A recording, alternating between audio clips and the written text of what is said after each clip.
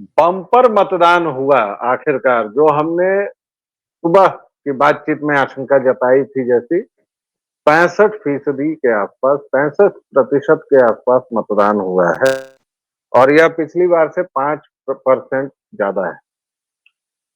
अब इस पर चिंतित होने वाले होंगे जो एनडीए के समर्थक हैं, जो भगतगण हैं, वो चिंतित हो सकते हैं। मेरी दाहिनी चौखट में जो मनुवादी ब्राह्मणवादी व्यक्ति है, इसके चेहरे पर चिंता की सिलवटें आ सकती हैं, लेकिन वो बातचीत बाद में। आज हमने जल्दी जल्दी कुछ वीडियोस किए, इसलिए बनाए क्योंकि घटनाएं भी बड़ी मजेदार हुई और इतनी अच्छी अच्छी घटनाएं हुई कि हमें लगा कि इन चीजों पर आपसे बातचीत न करना अपने साथ अन्याय करना होगा। जैसे हाइड्रोजन बम तो आप सब लोगों ने सुना ही होगा कि कल ही राहुल विंची ने फोड़ दिया, लेकिन उस हाइड्रोजन बम के बरक्स एक कहानी मैं बताना चाह रहा हूं। आज एंडी ब्रो, मैं जब सुबह गया मतदान करने और शाम में मैंने हिसाब लगाया तो 8 वोट मेरे छोटे से घर से निकले, जबकि 2 वोट यहाँ नहीं है और वो दूसरी जगह पर हैं, दूसरे जगह के नागरिक बन चुके हैं, दूसरी जगह मतदान कर रहे हैं। भैया भाभी यहाँ नहीं है। तो भैया भाभी यहाँ नहीं हुए तब भी 8 लोगों का मतदान, कुछ दिन में हमारे घर से 15-20 वोट हो जाएंगे। ऐसे में मैंने सुना कि हाइड्रोजन बम की एक बड़ी सुलगती हुई कड़ी थी कि एक पत्ता पर ईसी ने 60 को वोट आईडी बना दिया है, वोटर आईडी। ये कैसे 66। हो गया है? हाँ वही, जो भी 66, 60 जो भी। आप अंग्रेजी बुझ लेते हैं ना महाराज, हमको इटालियन अंग्रेजी नहीं बुझाता है। अरे वो तो कम क्या से कम बोलते 35 हैं? नहीं कहा है, इतना एहसान क्या कम है? 36 भी कह सकता हाँ, था। लेकिन मुद्दा वो नहीं है एंडी ब्रो और दर्शकों श्रोताओं, मुद्दा ये है कि मेरे छोटे से घर में 10 वोटर हो सकते हैं। ये राहुल विंची का सलाहकार कौन है, मुझे उससे मिलना है। वो कहां से ऐसे अद्भुत विचार, ऐसे अद्भुत आइडियाज देता है कि भरे मंच पर सार्वजनिक तौर पर तुम एक एड्रेस लहरा दो और कहो कि इस पर 66 वोटर्स हैं। मालिक, भारतवर्ष है ये, सनातन की भूमि है, संयुक्त परिवार, इटली नहीं है आपका, ननिहाल नहीं है। और अब तो खैर भारत को भी आप लोगों ने जितना बर्बाद करना था कर दिया साहब, लेकिन फिर भी इस भारत में ऐसे भी परिवार हैं जहां 200 सदस्य हो सकते हैं एक परिवार में, और इसी मकान में 200 सदस्य हैं, 1 एकड़ में मकान फैला हुआ है, और 200 सदस्य अगर परिवार में है तो 66 तो भाई बहुत कम हुआ उस हिसाब से। इसका मतलब है कि उनके यहाँ बच्चे लोग ज्यादा हैं, और 18 से नीचे के लोग ज्यादा हैं, वरना तो सारे के सारे वोटर्स होते ना। राहुल जी को ऐसे आइडियाज कौन देता है, पहला सवाल हम लोगों के चिंतन का। दूसरा, एनडीए के एक उप मुख्यमंत्री हैं, हालांकि मैं भाजपा की बड़ी बड़ाई करता हूं, नेताओं की हत्या कैसे की जाती है ये अगर कोई पार्टी बता सकती है तो भाजपा। किसी नेता को उसकी औकात कैसे दिलाई जाती है, किसी दूसरी पार्टी के नेता को बुलाकर कैसे अपनी पार्टी का पूरी तरह बना दिया जाता है, ये सारे गुण भाजपा से किसी भी पार्टी को सीखने चाहिए। मैं उदाहरण सहित अपनी बात कहूंगा। और एंडी ब्रो, आप मेरा प्रवचन थोड़ी देर और सुनिए, क्योंकि आज मैं बोलने के मूड में हूं, तो आप भी जब बोलेंगे लगातार बोलेंगे, मैं भी जब बोलूंगा लगातार। तो जो दर्शकों, परेशान होंगे वो है दर्शक। दर्शक हमसे परेशान नहीं होते, हमारी बातचीत का बहुत मजा लेते हैं। और आप फ्लो मत तोड़िए एंडी ब्रो, ये सब षड्यंत्र मत कीजिए कांग्रेसियों की तरह। तो एक पिछली बार भी कोई उप मुख्यमंत्री बनाए गए थे, तारकिशोर जी नाम था शायद, एक एक रेणु देवी, कहाँ हैं आज दोनों? ये हुआ उदाहरण नेता के अचानक चने के झाड़ पर चढ़ा के उसके बाद उनकी औकात बता देना या उनको ओब्लिवन में धकेल देना, नेपथ्य में धकेल देना, ओब्लिवन में मतलब शून्य में धकेल देना। और दूसरा उदाहरण, दूसरी पार्टी से बुला के ऐसा एसिमिलेट करो कि वो तुमसे बड़ा संघी लगने लगे। श्रीमंत जी हैं ही ग्वालियर वाले, और श्रीमंत जी से बड़े ज्योतिरादित्य सिंधिया जी से, तो फिर चले जाइए जरा आसाम चले जाइए, हम चले जाइए। वहां तो हेमंता क्या बोलता है क्या करता है वो तो समझ ही रहा है, पूरा देश समझता है। आपका बेटा को लेगा कौन? आपका बेटा तो जहां जाएगा गड़बड़ कर देगा। और कितनी प्यारी हिंदी बोलते हैं हेमंता भाई। लेकिन खैर, ये दूसरा उदाहरण। और तीसरा उदाहरण कि कैडर बेस्ड पार्टी से जब आप विद्रोह सो कॉल्ड करते हैं तो आपकी औकात कैसे धूल में मिलती है। हिंदू हृदय सम्राट कल्याण सिंह रगड़ दिए गए, भाजपा से अलग हुए, लोधियों के नेता बनना चाहे, लोधियों ने नेता ही नहीं माना, अंत तक हिंदू हृदय सम्राट ही बनना पड़ा। सपा तक में जाके नाली में गिर गए, सपा की नाली में, लेकिन उद्धार यहीं से हुआ।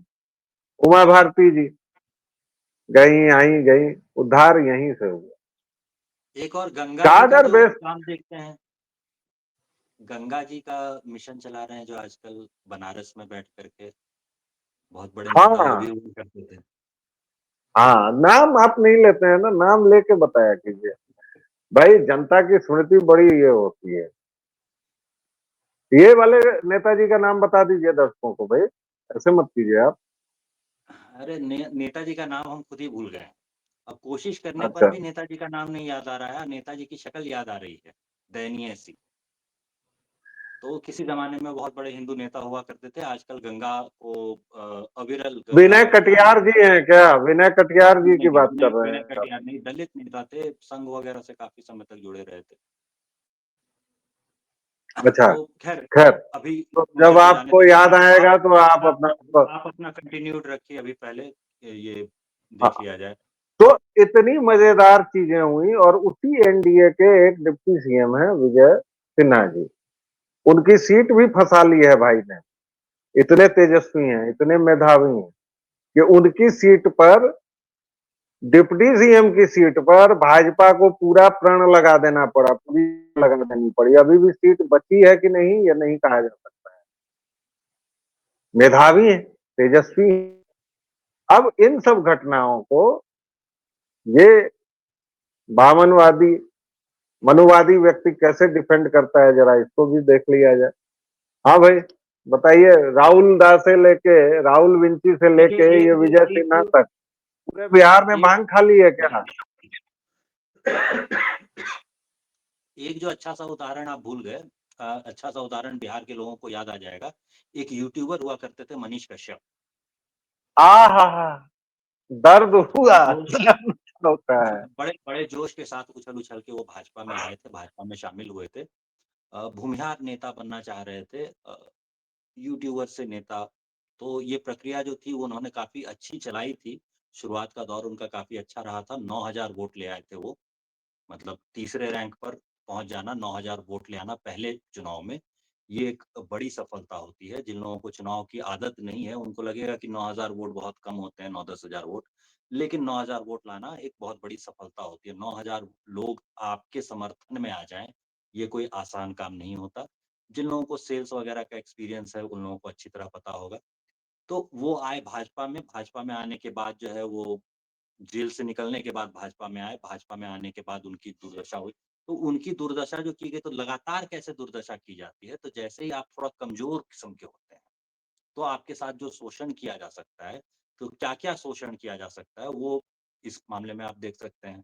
तो भाजपा के बाकी मामले जो आपने दिखाए, उसमें इसको भी जोड़िए, इसमें आप जोड़ेंगे तो आप पाएँगे कि गरीब, हाशिए पर का वर्ग का, कतार में सबसे पीछे खड़ा हुआ आदमी, वो जब भाजपा के हाथ आता है, तो भाजपा उसके साथ कितना बुरा सलूक करती है। पहले उसके ऊपर एनएसए लगवा देती है, एनएसए लगवा करके 1 साल तक रखती है। मान लीजिए कि सरकार बदल गई थी और सरकार बदल करके भाजपा आ गई थी, तो चाहती तो वो एनएसए हटवा भी सकती थी, लेकिन नहीं, पूरे 1 साल तक, जितने दिन तक जेल में रखा जा सकता था, उतने समय तक मनीष कश्यप को जेल में रखा पिछली बार, और उसके बाद निकाला कब?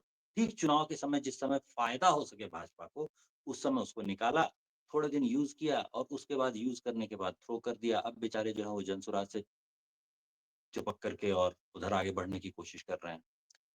आगे क्या होगा? अभी उनके पास समय है, तो अगले 30 साल तक लोग देख सकते हैं कि आखिरकार मनीष कश्यप का क्या हुआ। तो पूरा लंबा समय है। अब ये जो बाकी उदाहरण जो आपने गिनाए, विजय सिन्हा वगैरह, ये तो भई पाँव लटकाए बैठे हैं, कल को होंगे, नहीं होंगे, क्या पता? तो इनकी राजनीति खत्म हुई कि नहीं हुई, ये तो कैसे पता चलेगा? ये तो आदमी ही खत्म हो गया, तो राजनीति का क्या है? अब बाकी जो 2 और नाम आपने गिनाए। जी।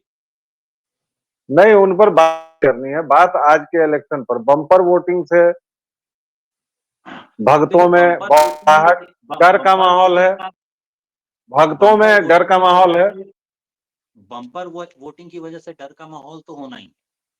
डर का माहौल क्यों होना है वो आप समझिए। सुबह हम आपको बता चुके हैं कि 35% से 37% वोटिंग हुई है पिछली बार चुनाव में। 2020 के चुनाव अगर आप देखें तो पटना के क्षेत्र के जो दीघा क्षेत्र था उसमें 35% के लगभग है वोटिंग। जो आपका एक और है कुम्हरार का क्षेत्र, उसमें ये भी पटना जिले में ही आएगा। यहाँ पर भी वही 30-35% वोटिंग थी। ऐसे ही जो सबसे कम वोटिंग वाली जो जगहें थी उसमें से टॉप की 3 जगह जो होती है वो पटना जिला में होती हैं। तो ये स्थिति थी, और इसके तुलना में आप देखें कि आज सुबह 11 बजते-बजते 30% के लगभग-लगभग मतदान हो चुका था। 27.5 जो है वो 11 बजे बता दिया था, और शाम में 6 बजते-बजते बता दिया है कि 50% से ऊपर मतदान चला गया है। तो अब आप समझिए कि 35% वोट था नहीं नहीं, पिछली बार 5 बजे तक तो 56.77% बता दिया भाई। जी, करीब 60% चला गया है। तो अब मान लीजिए कि जी। अगर पटना का वोटिंग किसी भी तरह से, अगर आप कहते हैं कि पटना जिले में वोटिंग किसी तरह से बढ़ करके 35% से बढ़ करके 60% हो गई, तो 25% वोट जो एक्स्ट्रा आए हैं, 25% वोट जो नया था, जिसका पिछले बार का कोई अनुभव राजनीतिक दल के पास खुद ही नहीं है, उसके बारे में कोई अनुमान लगाना तो किसी पत्रकार के लिए भी संभव नहीं है।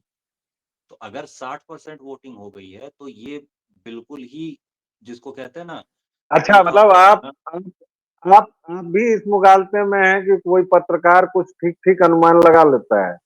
नहीं, नहीं, हम इस मुगालते दोस्तों, में हमेशा मित्रों, रहते हैं।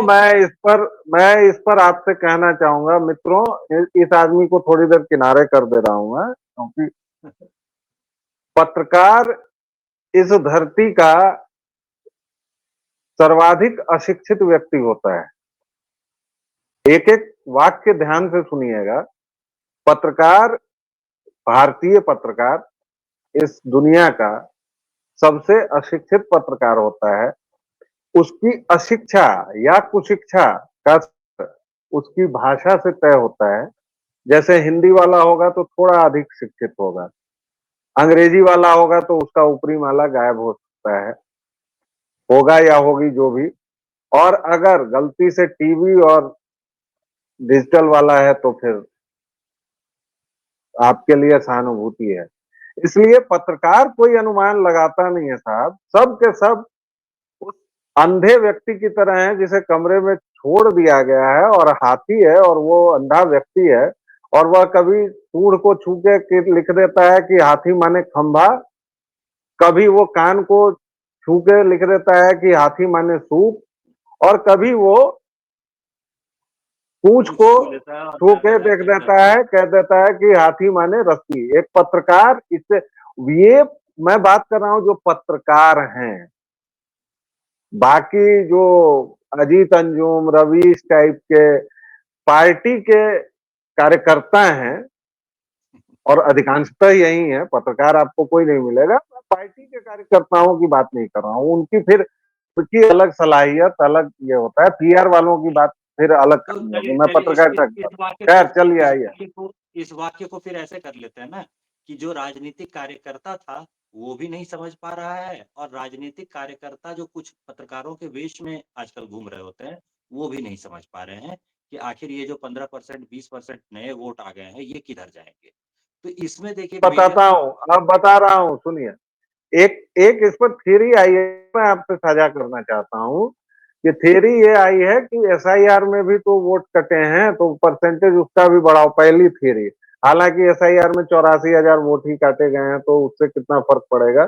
दूसरी थियरी ये आई है कि ये जो भी वोटर हैं, ये फ्लोटिंग वोटर्स एनडीए के इसलिए हैं क्योंकि आरजेडी के और कांग्रेस के वोटर्स तो भाई एकदम पक्के होते हैं, और ये लोग तो मोहम्मदन लोगों को बुलाए हैं अरब से भी और कहां कहां से, ये भी एक तीसरा ये है। तो मतदान का प्रतिशत अगर बढ़ा है तो चचा के, और तीसरी थियरी ये है कि चूंकि महिलाओं की बम्पर भीड़ दिखी है, लगभग हर एक बूथ पर पुरुषों के बराबर नहीं, एकाध ज्यादा ही है महिलाओं का जो हाल महिलाओं है। की गिनती ज्यादा है, तो महिलाओं की तो गिनती ज्यादा ये तो ये जो लहर दिखी है 5% 10% की, ये चचा के पक्ष की सहानुभूति लहर है, जो लास्ट में महिलाओं के बीच में, युवाओं के बीच में फैली है कि भाई चचा को कोई बीमार क्यों कह रहा है, जो, और जबकि उन्होंने 300 किलोमीटर नहीं, सॉरी 600 किलोमीटर 2 या 3 दिनों में सड़क मार्ग से यात्रा करके लोगों के बीच रह के उस सहानुभूति को बटोरने में कोई कसर नहीं छोड़ी। तो जी, ये ये सहानुभूति, इस सहानुभूति के स्तर तीन के बारे चीजें में आ रही। बता दें हम दर्शकों को। इस सहानुभूति के स्तर के बारे में दर्शकों को, आप लोगों को थोड़ी जानकारी हम दे दें। आसपास में अगर पटना जिले के आसपास का जो क्षेत्र होता है, पटना से नवादा, नालंदा तक का जो इलाका होता है, इस सब तरफ अगर आप सफर कर रहे हैं और इधर आप महिलाओं से बात करेंगे, तो महिलाओं का जो रिएक्शन है, नीतीश कुमार को बीमार, बुजुर्ग या फिर उनकी मानसिक स्थिति ठीक नहीं है, ऐसा कुछ कह देने के बारे में, तो उसके बारे में महिलाओं का जो रिएक्शन है, वो अधिकतर महिलाओं का ऐसा, ग्रामीण महिलाओं का ऐसा लगा जैसे उनके पिताजी के बारे में कुछ कह दिया गया। और ये चीज़ जो है ना, वो प्रेमचंद जो है बहुत पहले बड़े घर की बेटी नाम की अपनी एक कहानी में लिख कर के गए हैं कि किसी महिला को आपको 100 गालियाँ देनी हो, 100 जूते मारने हो, मार लीजिए, मगर उसके मायके के किसी की बुराई मत कीजिए। तो ये जो बाप को ही सीधे जो टारगेट कर दिया है ना, वैसी वाली भावना जो है वो महिलाओं में दिखी थी। और इसका नतीजा होगा, ये हमेशा से कहा है कि एमवाय समीकरण जो एक आरजेडी के पास होता था, मोहम्मदन और यादव वाला, वैसा ही एक एमवाय समीकरण चचा के पास तैयार हो गया है, महिला और युवा वाला। तो महिला वर्ग और युवा वर्ग का बहुत बड़ा समर्थन होता है चचा के पास अब। और एक जो हम लोग बात कर रहे थे ना, वो पुराने ज़माने वाले नेताजी की, जो समाज के 4 लोगों को कहते थे टोपी पहनाने, तो उनके जैसा कुछ युवाओं के बीच इनका क्रेज़ ना बन जाए अगला चुनाव आते-आते, इसके लिए हम लोगों को तैयार रहना चाहिए। नीतीश कुमार हैं, ये कुछ भी कर सकते हैं। तो अब अगले अगले चुनाव में ये युवा वोटर को भी अपना वोटर बताने लगे, तो कोई आश्चर्य करने की बात नहीं होगी। नीतीश कुमार कुछ भी कर सकते हैं। इस बीच एनडीए में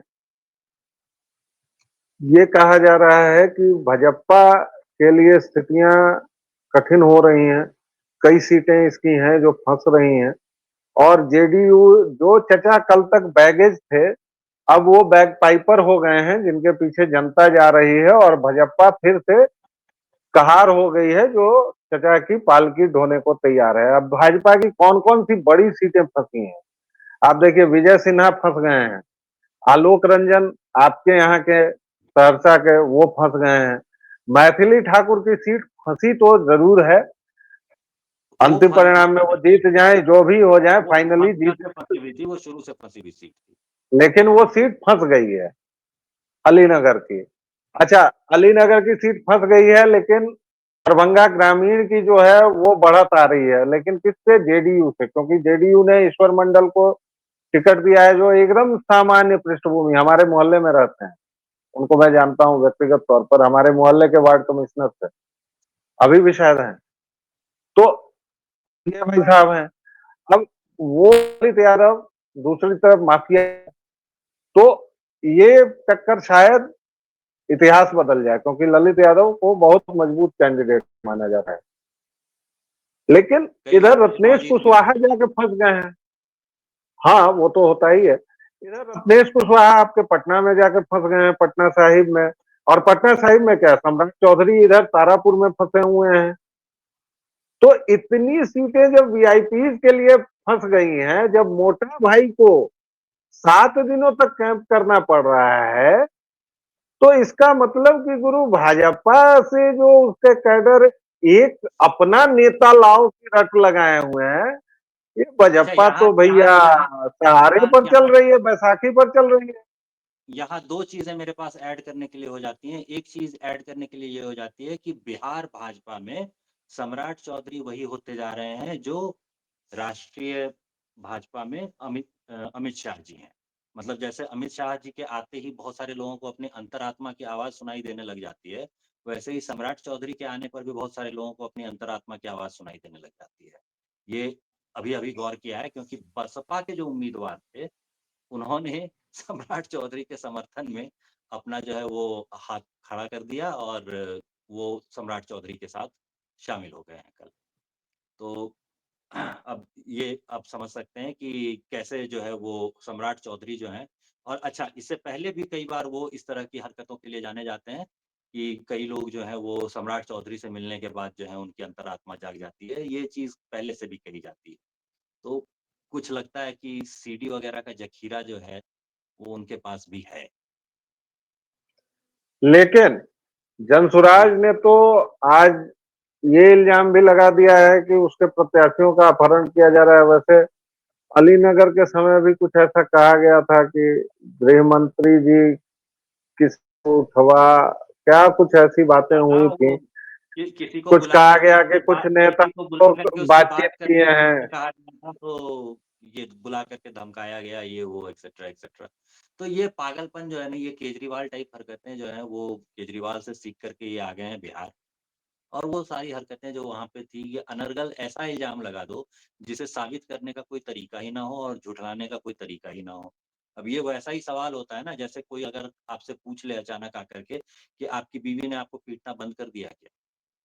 अगर आप कहते हैं हाँ, तो मतलब पहले पीटती वो थी, मतलब अगर पहले कहते हैं पीटती ना थी।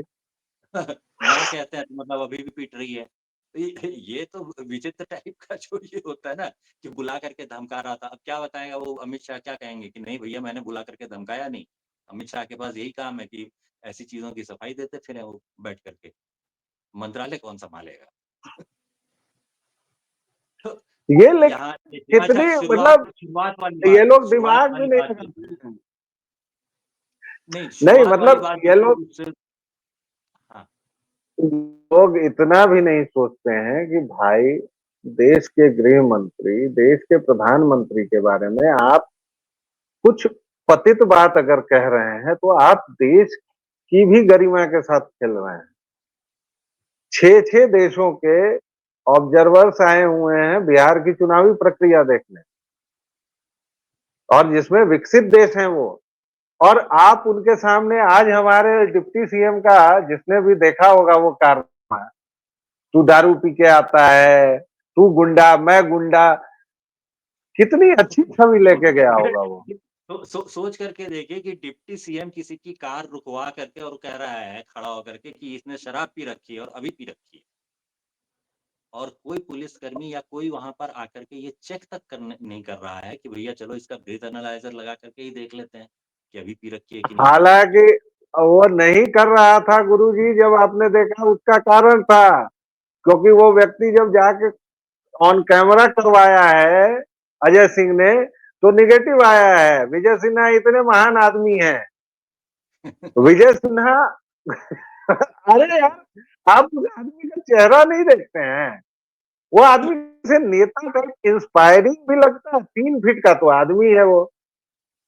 और सुनिए दोस्तों, प्लीज इसको मैं एकदम तहे दिल से, मैं कहीं से किसी की शारीरिक बनावट का कोई मजाक नहीं उड़ा रहा हूं, लेकिन क्या सचमुच विजय सिन्हा को देख के इंस्पायरिंग लगते हैं कि हाँ नेता, जैसे गिरिराज सिंह को आप देखेंगे तो लगेगा कि हाँ चलो लंबा चौड़ा आदमी है, नेता है। सम्राट चौधरी को ही देख लीजिए तो लगेगा कि अच्छा चलो ये किसी को एक चट दे सकता है। जो बिहारी सेंटिमेंट है कि मतलब हाँ ठीक है, हमारा नेता चौड़े से रहना बहुत चाहिए मजबूत टिकाऊ होना चाहिए। और मजबूत जि, जि, टिकाऊ जि, होना जि, चाहिए। मतलब अब पप्पू ये यादव मुझे जैसा है। हाँ पप्पू पप्पू यादव यादव जैसा हो। मजबूत अब टिकाऊ मतलब अब ये विजय अकेला अकेला सिन्हा जी अकेला हो आके गए। बैठ जाए तो पूरा फ्रेम ले ले।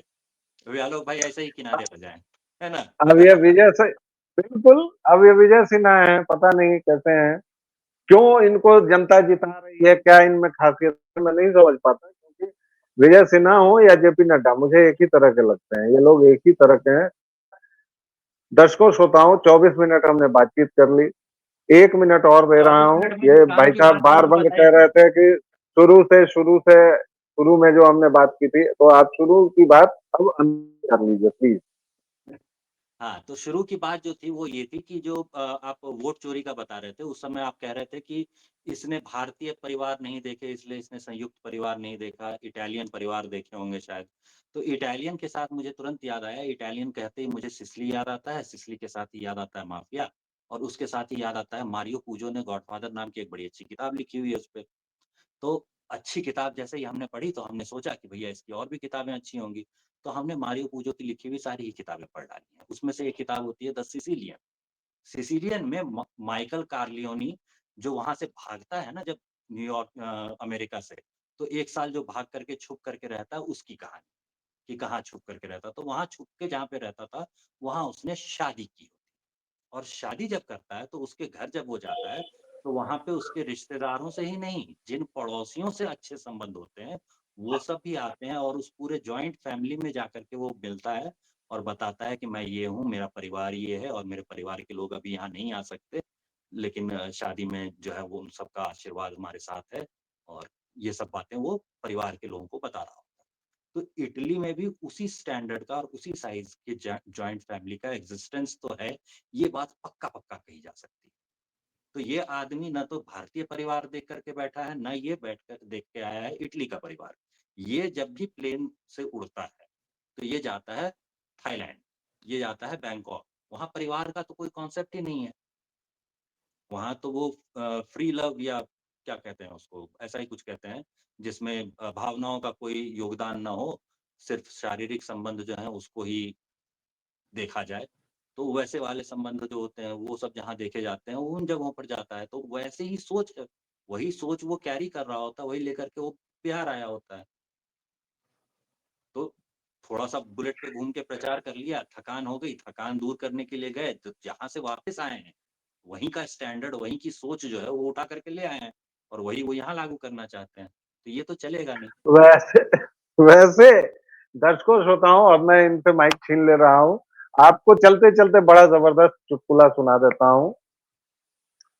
राहुल विंची फिर से हमारे हीरो हैं, उन्होंने ये बयान दिया है। उनके मुताबिक भगवान बुद्ध का जन्म, भारत छोड़ दीजिए महाराज, बिहार छोड़ दीजिए, भारत छोड़ दीजिए, उन्होंने थाईलैंड में करवा दिया है। उन्होंने कहा कि भगवान बुद्ध थाईलैंड में जन्मे थे। इसी हंसी खुशी के साथ आप लोगों को छोड़ कर जाता हूँ। व्यालोक वाणी पर आप लोग अपना स्नेह और प्रेम बरसाते रहिए। हंसी मेरी रुक नहीं रही है, इसलिए प्लीज आप लोग शेयर, लाइक और सब्सक्रिप्शन का जो प्रेम और स्नेह आप लोग दे रहे हैं, देते रहिए। और मुझे और आनंद जी को दीजिए इजाजत। एक छोटे से विराम के बाद फिर मिलेंगे। तब तक के लिए जय जय सिया राम। भगवान बुद्ध का जन्म थाईलैंड में हुआ था। जय हो राहुल बाबा, तुम जान ले लो हम लोगों की हंसाते हंसाते। ले ले जय लो, सिया राम। जाओ, ले जाओ।